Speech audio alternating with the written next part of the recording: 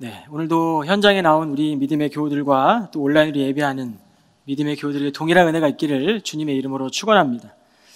오늘은 건강한 교회 시리즈 17번째 시간입니다. 회개의 열매를 맺는 교회라는 제목으로 말씀을 전하겠습니다. 네, 작년에 작고하신 분이신데요. 우리 팀 켈러 목사님이 이 고통의 문제를 성경 안에서 4가지로 분류했습니다. 첫째는 죄에 대한 결과로서의 고통입니다. 우리가 성경에 보면 요나라는 인물이 대표적인 예라고 볼 수 있습니다. 요나는 하나님 말씀에 불순종하고 다른 쪽으로 가다가 고통을 겪게 되죠. 이것이 바로 죄로 인한 고통입니다. 둘째로는 의롭기 때문에 당하는 고통이 있습니다. 성경에 보면 예레미야 선지자와 같은 인물들이 바로 이런 예입니다. 예레미야 선지자는 당시 남유다 요시야 왕 13년 때에 하나님의 말씀이 예레미야 마음에 임하게 됩니다. 근데 이 말씀을 듣는 것도 예레미야에게는 고통이었지만 나라가 망할 것을 백성들에게 전하는 것은 그에게 더 큰 고통이었습니다. 그는 몰락한 제사장들이 유배를 갔던 지역이었던 이 아나돗이라는 지역에서 태어나고 살며 자랐지만 그럼에도 불구하고 하나님의 말씀이 예레미야의 마음에 임할 때 그는 하나님 말씀이 내 마음에 불붙는 것 같아서 견딜 수 없다라고 그렇게 그는 고백했어요. 그러면서 그 하나님 말씀을 나라와 민족들에게 전할 때 그는 자신에게 있는 고통을 견뎌내야만 했습니다. 그래서 우리는 예레미야를 눈물의 선지자라고 부르지 않습니까? 그는 그의 생애를 눈물이 마르지 않는 삶을 살았어요. 또 한 사람은 회심 이후에 복음을 전하며 고난과 고통을 당해야만 했던 사도 바울입니다. 복음을 증거하며 회심 이후에 1차, 2차, 3차 전도여행을 다니면서 그는 많은 고난을 겪었고 또 로마로까지 가게 되는 하나님의 복음의 증거자의 사명을 가지고 예루살렘에 체포될 것을 알면서도 성령에 매여 그는 예루살렘에 지체 없이 가게 됩니다. 셋째로는 자연적 이별로 인한 육체적 죽음으로 인한 고통입니다. 육신의 한계가 있는 인간은 사랑하는 가족을 언젠가는 떠나 보내야 합니다. 이때 겪는 육신의 이별로 인한 고통이 우리에게는 있습니다. 넷째로는 이유를 알 수 없는 고통입니다. 대표적인 성경의 인물이 욥인데 이 욥은 어느 날 이유 없이 자신의 가족을 잃고 재산을 다 잃게 되는 재난과도 같은 일들을 겪게 되죠.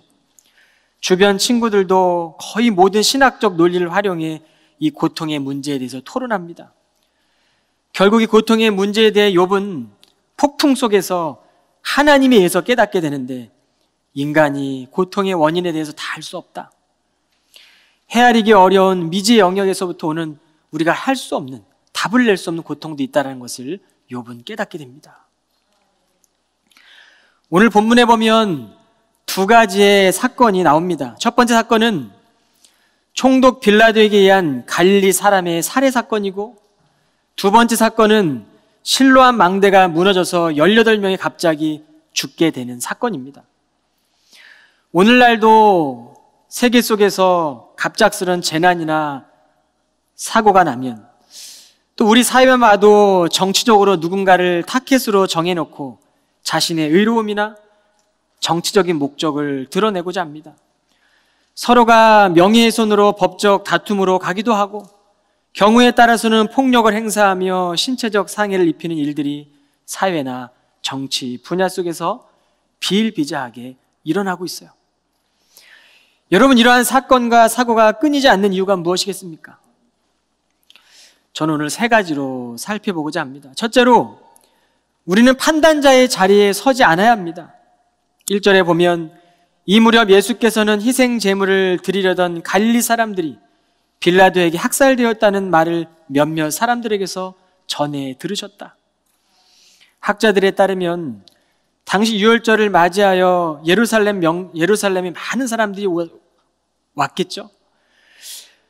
예루살렘에 온 갈릴리 사람들 중에 일부 순례자들에게서 폭동의 조짐이 보였어요. 그리고 빌라도가 이를 강력하게 제압하려는 명령을 내리면서 희생 제사를 드리던 몇몇 갈릴리 사람들을 죽였습니다. 실제로 빌라도는 냉혹하기로 악명 높은 총독이었어요. 이 사건으로 인해 몇몇 사람들이 예수께 찾아와 유월절 절기에 예배하러 왔다가 갑작스럽게 빌라도에 처형당한 사람들, 예수님 당신도 들었을 겁니다. 실로암 망대가 무너져 무고한 18명의 사람들이 사망했던 사건과 사고를 예수님 당신도 들었을 거예요. 예수님 당신은 어떻게 이 사건과 재난에 대해서 생각하는지를 오늘 묻고 있는 겁니다. 예수님은 도저히 이해할 수 없는 사건과 사고에 대한 판단을 요구받고 계셔요. 사실 이 사건을 전했던 사람들이 예수님께 듣고 싶었던 말은 죽은 사람들은 죄를 많이 지었기 때문에 그런 상호를 당했을 것이다 라는 생각이 있었어요.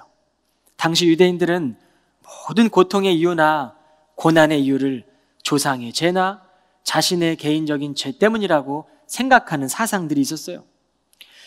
이들은 자신들이 하나님의 처벌을 받는 사람들과 다르다는 영적 우월감을 느꼈고 예수님께 질문하고 있는 것입니다. 그러나 예수님은 그들의 생각을 간파하셨습니다. 그리고 말씀하십니다. 2절로 5절 말씀입니다. 예수께서 그들에게 말씀하셨다. 죽임당한 그 갈릴리 사람들이 다른 갈릴리 사람들보다 죄가 더 많아서 그 같은 변을 당했다고 생각하시오? 아니요. 내가 당신들에게 분명히 말하지만 당신들도 회개하지 않으면 그렇게 멸망할 것이오. 또 실로암에 있는 망대가 무너져서 거기에 치여 죽은 18의 사람들은 어떻다고 생각하시오? 그들이 다른 예루살렘 사람들보다 특별히 죄가 더 많아서 그렇게 되었다고 생각하시오? 아니요. 내가 당신들에게 분명히 말하지만 당신들도 회개하지 않으면 그렇게 멸망할 것이오. 예수님은 악독한 빌라도이든 죽은 갈릴리 사람이든 죄인이라고 판단하거나 정죄하지 않으셨어요. 예수님은 그 죽은 사람들이 너희보다 악한 사람이기 때문에 죽은 것이라고 말씀하시지 않으셨습니다. 오히려 너희는 다른 사람들의 죄를 바라보지 말고 너희 자신을 바라보며 회개하라는 거예요. 너희가 그 자리에 없었을 뿐이지 너희도 만약 그 자리에 있었다면 동일한 결과가 초래됐을 것이다 라고 말씀하시는 것이죠.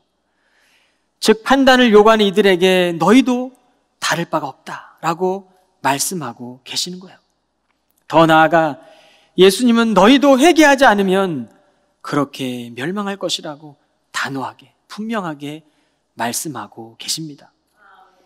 심지어 예수님은 너희가 판단하고 자신의 의로움을 드러내고 누군가에게 그 죄를 전가하려고 한다면 이로 인해 너희도 이와 같이 다 망할 것이라고 말씀하고 계시는 거예요. 예수님은 세상에 알 수 없는 고통과 재난에 대해 판단과 정죄로 연결하지 않으셨어요. 그들의 이 논리를 거부하신 것이죠. 예수님은 인간이 모두가 다 죄인이기 때문에 세상에 오셨습니다. 다른 이를 비난하고 심판하기보다는 스스로 돌아보고 회개하는 것이 얼마나 중요한지를 가르쳐주고 계시는 거예요. 여러분, 이쯤 되면 여기 계신 분들은 그렇지 않으시겠지만 교회도 다니지 않고 교회 사람들에 대해서 상처도 받고 교회 안에서 큰 실망하고 떠나간 사람들은 이쯤 되면 질문할 거예요. 이토록 수많은 사건과 사고 앞에서 하나님은 사랑이시라며, 하나님이 사랑이시라면 그 사랑이신 하나님이 어떻게 세상에 이러한 일들이 일어날 수 있느냐라고 하나님의 존재를 반문하겠죠. 더 나아가서는 너희들이 그렇게 말하는 하나님의 선하심이 이런 것이냐라고 조롱할 거예요. 그리고 하나님은 없다라고 주장할 것입니다. 여러분, 교회 밖에 있는 사람들 뿐이겠습니까? 교회 안에 있는 우리도 때때로 영적인 우월감으로 자기의 일을 드러내고 믿음의 사람이라고 하지만 나는 기도하는 사람이기에 이러한 재난으로부터 하나님이 벗어나도록 보호해 주시지만 어떠한 사건을 만나고 어떠한 사고를 당하게 되는 사람들을 보면 그들을 통해 영적 우월의식을 느끼고 계시지 않습니까? 주님은 판단자의 자리가 아니라 용서의 자리로, 자기 반성의 자리로 하나님의 말씀 가운데 결단하고 행하는 사람들로 우리를 부르시고 계시는 거예요. 그러므로 하나님과의 바른 관계의 자리로 나아오기를 주님은 원하십니다. 둘째로 우리는 예수님의 이 시각을 깨달아야 합니다. 사건을 바라보시는 주님의 시각은 유대인들과 전혀 달랐어요. 대부분의 사람들은 사건을 바라보며 죄를 지적하기 바빴지만 예수님께서는 그 초점을 판단하며 말하는 무리들에게 두셨습니다. 다시 말하면 예수께서는 빌라도에 의해 저질러진 끔찍한 이 정치적 학살이나 실로암 망대가 붕괴된 자연적인 사건 모두 회개를 촉구하는 하나님의 메시지로 교훈하고 계시는 겁니다. 그들만의 사건이 아니라 그 사건은 모두의 사건으로 해석하고 계신 거예요. 누군가의 고통이 나의 고통이고 누군가의 눈물이 나의 눈물이고 우리는 그렇게 그리스도 안에서 한 몸을 이뤄가는 새로운 공동체를 지금 촉구하고 계시는 것입니다. 복음주의 목사인 A.W. 토저는 하나님을 추구하라는 그의 책에서 현대교회의 약점은 성장하지 않은 믿음입니다. 현대교회의 약점은 마땅히 해야 할 일을 하지 않는 것입니다. 현대교회의 약점은 분열을 일삼는 것입니다라고 책을 통해 소개하지만 이것을 해결하기 위해서는 하나님을 갈망하십시오. 하나님을 추구하십시오. 하나님을 알 때에만 그것이 가능하다라고 말하고 있어요. 지구촌 곳곳에서 지금도 일어나고 있는 전쟁들, 각종 재난과 재난의 소식이 들려올 때마다 우리를 향해, 아니 나를 향해 말씀하시는 하나님의 음성을 들으시기를 주의 이름으로 축원합니다. 주변에 일어난 일들로 인해 하나님의 음성을 내가 듣고 나부터 회개하는 삶을 살아가시기를 주의 이름으로 축원합니다. 우리가 답을 낼 수 없는 영역의 문제들을 풀어가는 열쇠임을 깨닫고 오늘 우리는 주님 앞에 더 가까이 나아가게 될 줄로 믿습니다. 우리는 고통을 일으키는 악의 실체를 정확하게 바라볼 줄 알아야 돼요. 여러분, 우리는 고난을 당할 때 보면 그 순간은 마치 죽음이 내 삶을, 내 마음을, 내 모든 것들을 다 집어 삼키는 것 같은 그런 느낌을 받습니다. 아니, 실제로 그 죽음이 내 삶을 삼켜버린 것 같아요. 그러나 주님과 함께 있는 성도들은, 주님의 십자가를 바라보는 성도들은, 주님이 날 위해 돌아가신 그 십자가의 사랑을 묵상하는 성도들에게는 죽음까지도 서서히 힘을 잃어버리고 우리의 삶을 통해 영원한 생명이 드러나게 되지 않겠습니까? 하나님은 선하십니다. 하나님은 전능하신 분이세요. 그래서 이 세상에 우리에게 예수 그리스도를 보내주신 것입니다. 그러므로 연약한 인간이 겪게 되는 상처나 우리가 세상을 살며 겪게 되는 아픔도 우리가 믿고 우리가 사랑하는 주님의 사랑을 사그라지게 하지 못합니다. 예수 그리스도는 우리를 어떠한 상황에도 하나님의 사랑 안에 거하게 하시고 하나님의 사랑 안에 거하여 말씀을 지키게 하시고 말씀을 통해 결단하게 하시는 분이세요. 그러므로 유대교와 기독교가 구별되는 것은 기독교는 예수 그리스도를 믿음으로 우리가 죄로부터 용서받았음을 선언하고 있는 것입니다. 이것이 바로 예수 그리스도의 기독론이에요. 여러분이 구원의 감사와 감격이 바로 회개의 열매입니다. 여러분이 회개의 믿음으로 우리는 세상 속으로 들어가야 되고 세상을 살아내야 합니다. 회개는 그저 부도덕한 나의 습관이나 나의 잘못된 행동이나 나의 잘못된 말의 습관들을 고치게 한 정도의 기도가 아닙니다. 회개는 누군가의 행위를 부도덕함을 지적하는 차원도 아닙니다. 행실에 대한 죄는 사회의 법으로도 그 죄의 대가를 치를 수 있고 고칠 수 있어요. 회개는 하나님과 깨어졌던 관계가 다시 회복되는 것이고 주의 사랑으로 새롭게 변화되어 말씀을 믿음으로 우리의 인생을 새롭게 살아가는 것입니다. 그것이 바로 오늘 우리가 이 말씀을 듣는 이 자리가 되어야 돼요. 날마다 주님 회개의 자리를 부르시는 거예요.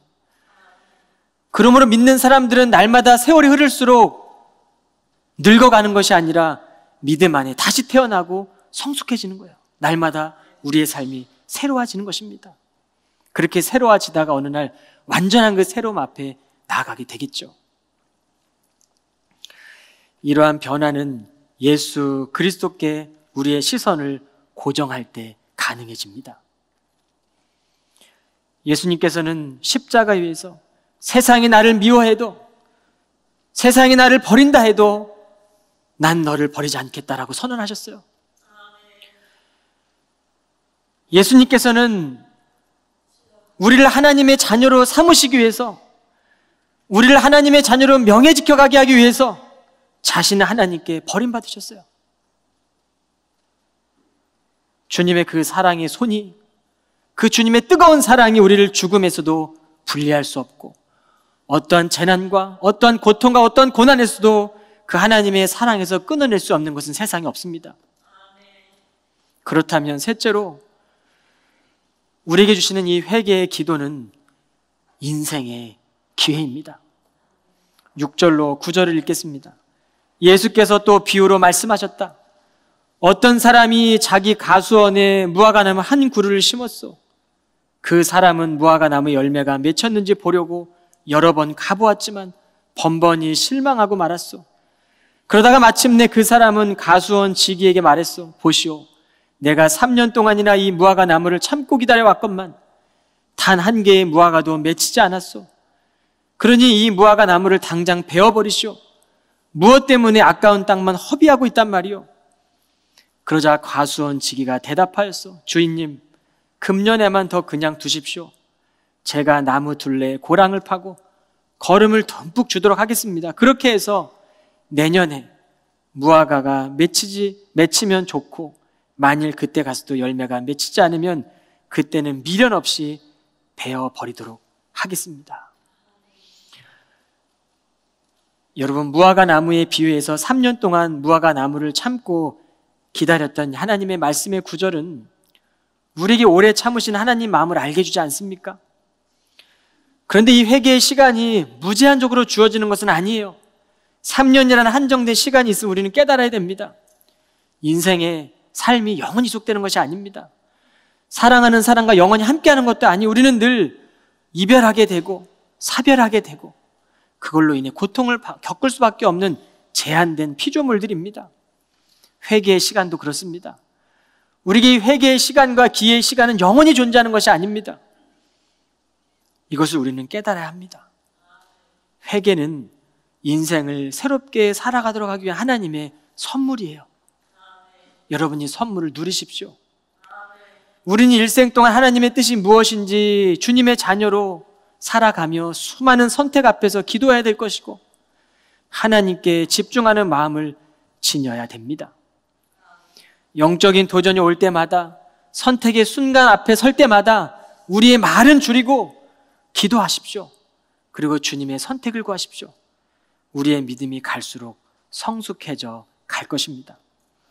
하나님은 고난 가운데서도 헤쳐나갈 지혜를 주시고 우리의 마음에 성경 말씀 한 구절 한 구절을 마음에 새겨주시고 우리의 영혼을 깨우는 찬양을 허락해 주십니다.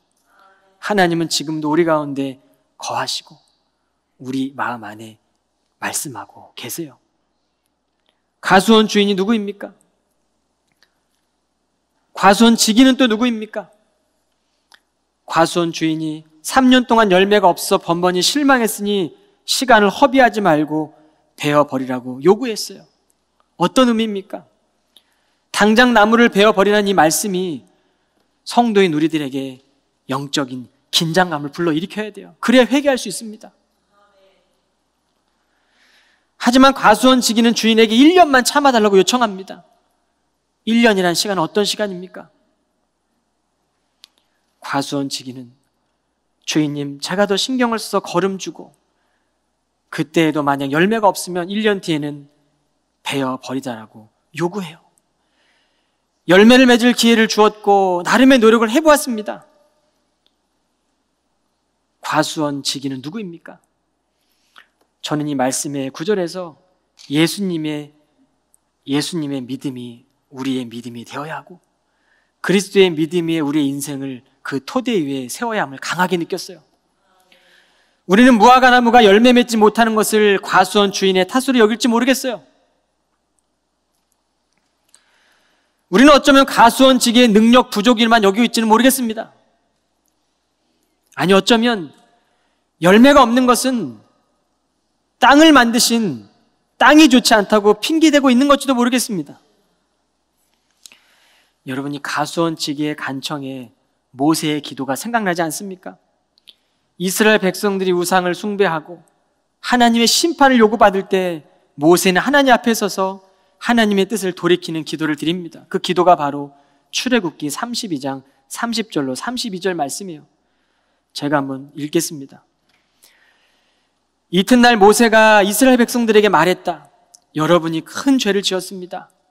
제가 주께 올라가서 여러분의 죄를 용서받을 수 있도록 빌어야겠습니다. 모세가 주께로 가서 여쭈었다. 주여, 이 백성이 엄청난 죄를 지었습니다. 그들이 금으로 신상을 만들었습니다. 하지만 저들의 죄를 용서해 주소서. 만일 주께서 저들을 용서하실 수 없다면 주께서 기록하신 책에서 차라리 제 이름을 지워주십시오.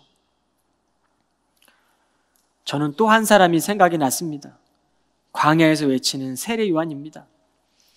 그는 하나님 나라의 오심을 외치기에 광야의 사람으로 살았어요. 그는 광야에서 자랐고 광야에서 소명을 받았고 광야에서 주님의 오시는 길을 예비하는 사명자로 살았습니다. 그 길은 외로웠고 그 길은 말할 수 없는 고독의 길이었고 그 길은 그럼에도 주님의 길을 예비하는 길이었습니다. 혹시 지금 나의 삶이 너무 풍요롭고 내 삶은 너무 편안해서 나는 하나님 없이도 잘 살 수 있다라고 느끼고 계시는 분은 없으십니까? 그렇다면 하나님을 갈망하고 하나님을 추구하고 하나님을 목말랄 수밖에 없는 영적인 광야로 나오시길 바랍니다. 회개의 초점이 나에게 향하여 있지 않고 누군가의 탓으로 향하고 있다면 아무도 없는 광야로 나와 세례 요한과 모세의 마음으로 기도하시길 바랍니다. 여러분, 인생의 광야는 하나님의 음성이 가장 가까이 들리는 장소잖아요. 주님의 음성을 듣게 될 때 우리는 우리 인생의 광야에 물이 넘쳐나게 될 것이고 사막과도 같은 내 마음에 하나님의 말씀이 흐르게 될 것이고 척박하고 곤고했던 내 인생 가운데 꽃이 피어날 것이며 냄새나고 죽음의 냄새가 났던 내 삶에 생명의 향기가 나고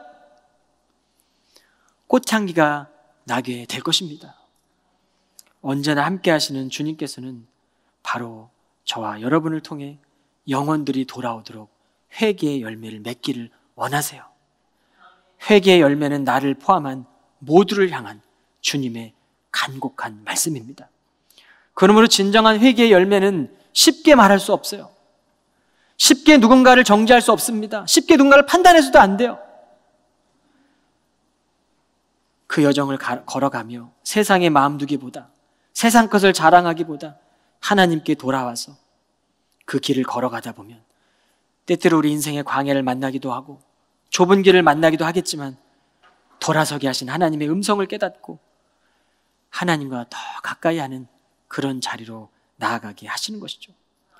여전히 정죄하고 판단하며 세상의 소리와 씨름하는 것이 아니라 불가능할 것 같았던 일을 감당해보고 울고 있는 이들의 마음을 이해해보고 불확실한 소식들 앞에서 슬픔을 만난 사람들 앞에서 주님께서 우리에게 요구하는 것이 무엇인지를 깨달아 알기를 주의 이름으로 축원합니다. 여러분, 저와 여러분의 인생을 살아가기에 우리가 인생을 살아갈 때 이 중보자가 되시기 오신 분이 계시잖아요. 그분이 바로 저와 여러분들이 믿는 예수님이시잖아요. 그 예수님이 오늘 주일 예배를 통하여 매일 주시는 이 기회의 말씀을 간절히 받으시기를 주님의 이름으로 축원합니다. 기도하겠습니다. 거룩하신 하나님, 주님의 은혜가 나를 향해 부어줌을 깨닫고 주의 은혜를 통해 우리 안에 일어나는 죄를 다스리게 하옵소서.